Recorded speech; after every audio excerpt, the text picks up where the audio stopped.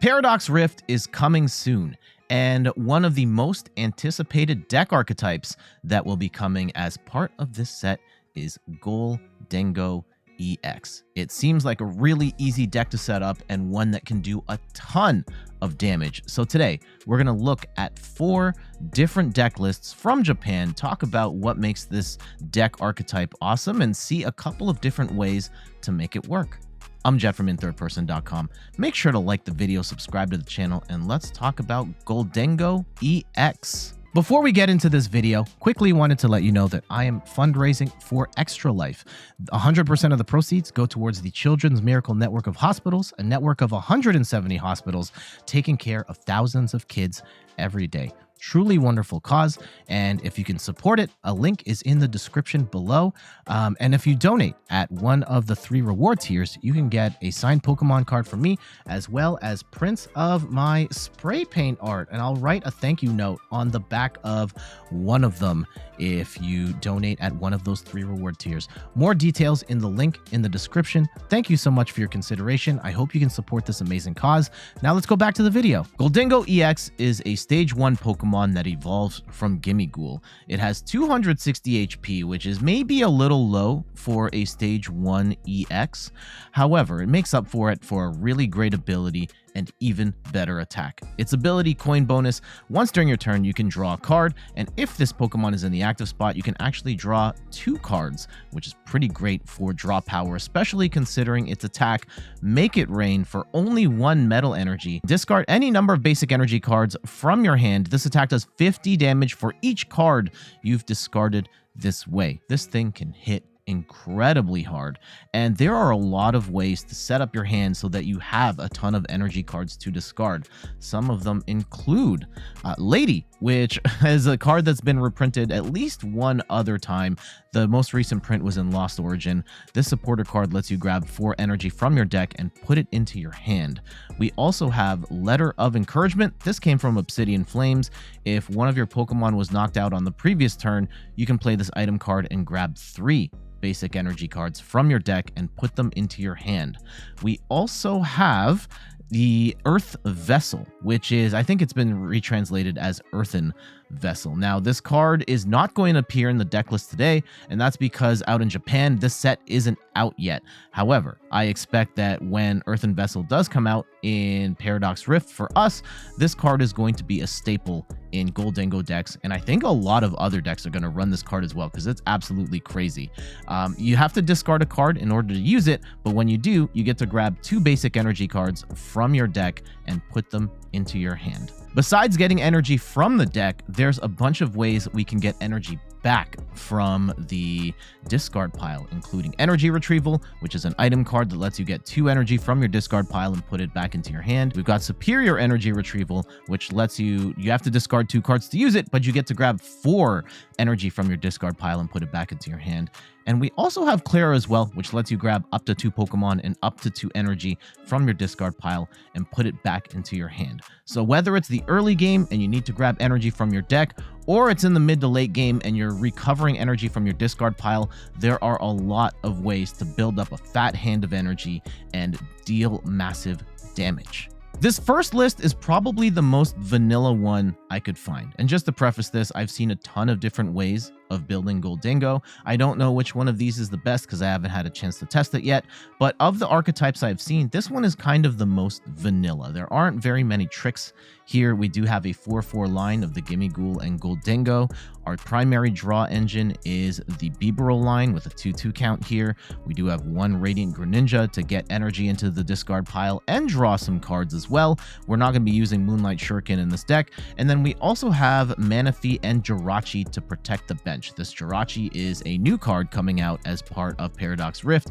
With its stellar availability, prevents all damage counters from being placed on bench Pokemon by effects of attacks used by your opponent's basic Pokemon. Basically, this stops Sableye from attacking your bench. Otherwise, this is a pretty straightforward list. We've got Battle VIP Pass to get our basics down, lots of Pokemon Search with Ultra Balls and Capturing Aroma, lots of energy recovery cards here, including 4 superior energy retrieval, 3 regular energy retrievals, and a letter of encouragement as well. No lady card here, but this is also a item heavy build. We've also got the Pokestops in here to try and grab more items, and we do see 3 copies of lady, which feels intense. However, this is a deck that does require the bump some stuff out of here, like a Path to the Peak, and also it helps you draw 3 cards. And we also have double Avery here. There are decks or other supporters that let you get more cards, but you have to get rid of them. So I can understand the triple count of lady and the double count of Avery here, where you're building up your hand without having to get rid of anything. This next take on Gholdengo has a different draw engine in it here. This time we are running the Kirlia engine. Kirlia lets you discard a card and draw 2 cards, and we do have the Gallade, which is very nice, allowing us to grab a supporter card of our choice. We even have 2 Psychic Energy to help Gallade attack if we so choose. I mean, we could also use Memory Skip Ralts here if we wanted to. We do have a Greninja to discard energy, draw 2 cards. We've got Manaphy and Jirachi to protect the bench, and we also have the Spiritomb here, which shuts off the abilities on, I think it's just, is it Pokemon V? It shuts off abilities. I know it shuts off Greninja, it shuts off Lumineon, and so on. So a little bit of defense against certain abilities on certain cards. We do have a lot of energy recovery and energy gathering here, including 4 superior energy retrieval, 2 basic energy retrieval, 2 copies of letter of encouragement, and 1 copy of lady. We once again see more draw 3s, including 2 lady and 1 Avery here. We do have 1 artisan to help get our basics down, and we've got 9 metal energy and 2 psychic energy. This third take uses an engine I have not seen before, but I kind of dig it. We are using Rotom as an engine here, and Rotom V does have the instant charge ability, where once during your turn you can draw up to 3 cards, and if you do this, your turn ends. We have seen this in some other decks. I think Snorlax Stall uses Rotom V for this very purpose. You're only really using it on the first turn to draw 3 more cards, build up that hand, hopefully get more energy. And we then have the conversion star on Rotom V Star. It's V Star power, where once during your turn you can discard any number of cards in your hand and then draw that many cards in exchange, letting you get some junk out of your hand and draw more cards in hopes of getting that energy you need for the massive KO. Really cool combination there. And then on top of that, we have a Scizor as a secondary attacker here. It's got the Punishing Scissors attack, which for only 1 metal energy does 10 damage and 50 more damage for each of your opponent's Pokemon in play that have an ability. And this is a card that very much punishes the meta. So many decks run a ton of abilities, and Scizor is a single prize attacker that can deal out a ton of damage. The other thing I like about Scizor worked in with Gholdengo is that if you are short on energy cards, you can still deal a ton of damage while only having the 1 energy attached to Scizor. We only have a 1/1 line of Scizor here. I personally, if I'm going to incorporate Scizor into this deck, I'd probably look into going 2/2, but I don't necessarily mind the build here. We do have the Greninja to get energy in the discard pile. We're using Mew from Celebrations to grab items. We have 4 Cross Switcher here, which can be kind of cool to switch between the Gholdengo and the Scizor when you're low on energy. That being said, we do have a bunch of energy recovery here, including 4 copies of Superior Energy Retrieval, 1 regular energy retrieval, and even a Super Rod here, which is kind of cool. It does put all of the energy that you get back this way back into your deck, but you also get to recover Pokemon as well.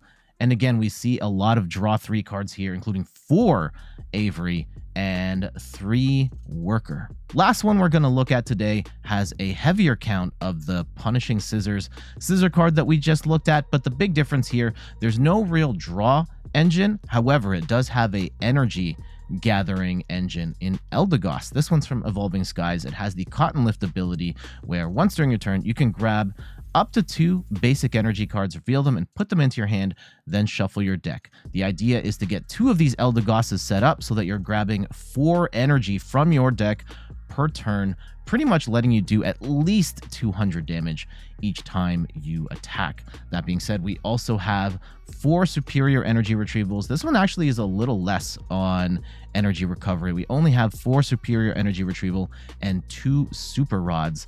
And we have 4 worker here, again, bumping the stadium, and also a bigger emphasis on drawing 3. We do have 3 Cynthia's Ambition here, where if one of your Pokemon get knocked out on the previous turn, you get to draw up to 8 cards, helping you reload your hand and hopefully draw into a bunch of energy. We've got no real draw engine in this deck, but we do have an energy engine here, which is kind of a cool idea as well. There we go. That is a look at some example decks for Gholdengo EX. Now, I think that the ease of use, having to only evolve up 1 stage and having to only attach 1 energy, lends itself to a bunch of different combinations. I saw a whole bunch of different ways of building Gholdengo EX that we didn't cover here. We only looked at 4, and I tried to pick like as different of archetypes as I could to showcase some different examples of how this could be played. But I'm very excited to play this as part of Paradox Rift in the very near future and try out all of these different ways and then some to see